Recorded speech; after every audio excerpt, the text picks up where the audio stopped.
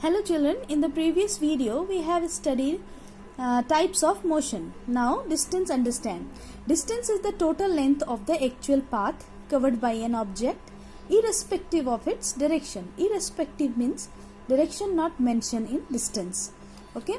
Suppose a person moves A to B 4 km, then B to C 3 km. What is his total length?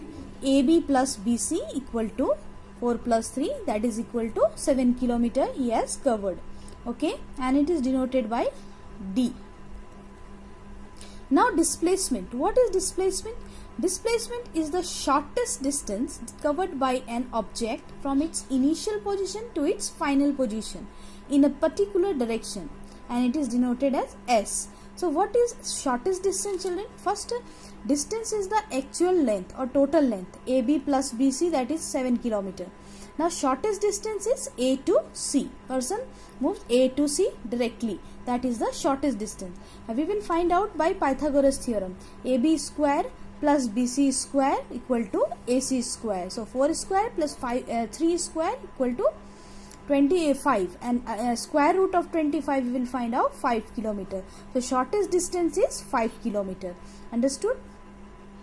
Second example you can take. Suppose if you have to cover a distance of circle. If a person start from A point A here, like this he will travel, and then return again at the same point A. So what is the displacement?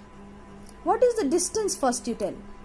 Distance means a person start from A and return to A. The distance would be in the distance actually in circle we can say circumference.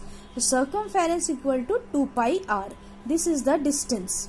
But what is the displacement? The displacement would be 0. Why 0? Because a person start from A and again return initial to final position, he return again here the same point. That in that case displacement would be 0. Understood? So I hope you have understood that distance and displacement difference. Now I would like to ask one question. When a passenger travels by taxi, is he charged based on the distance or displacement? What? Answer is taxi charge passenger based on distance, not displacement. Got it, children? Now look at this man running. He is training to run a marathon. Just I have drawn a picture here. So see, a man running. He is training to run a marathon. He is covering a distance of 3 meters every second. Every second means per second. This is a man. He is covering a distance 3 meters, 3 meters, 3 meters, 1 second, 1 second, 1 second. Marathon race. Okay. This is the distance point. Now, so the distance he covers each second is constant at 3 meters, and he maintains the pace of a certain period of time. This is what we describe as uniform motion. If a body covers equal distance in equal interval of time is called uniform motion. If a body covers equal distance in equal interval of time called uniform motion. So in case of uniform motion, if we know the constant distance covered for each time period along with the total time duration of motion. So how we can calculate uniform motion?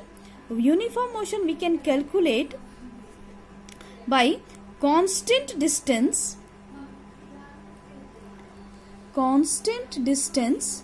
multiply total time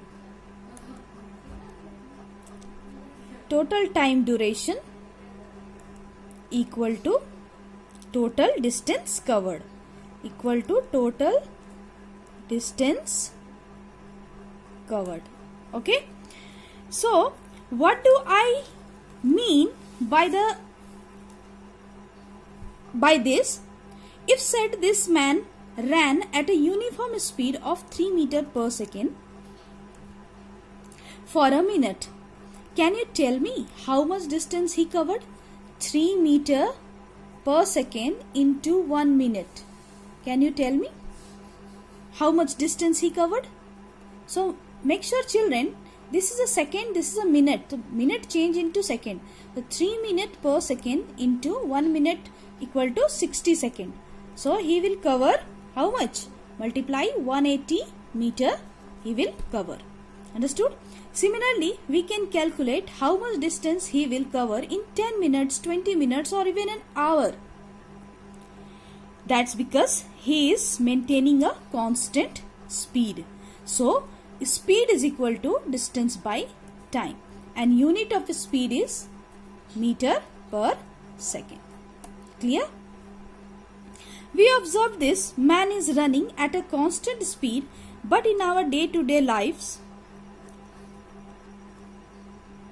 it is very rare to see uniform motion, whether it is walking or running or riding a bicycle or being in a car. We walk briskly for a while and then get tired and our pace slows down. Sometimes we walk fast, sometimes we slow down. Okay, sometimes we drive car fastly, sometimes slow. So there are external factors like traffic lights, busy crowded area, and like many examples you can say. The bicycle ride is fast at times and slows at the other times, depending on which area of the school you are in.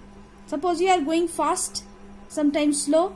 So such cases are examples of non-uniform motion.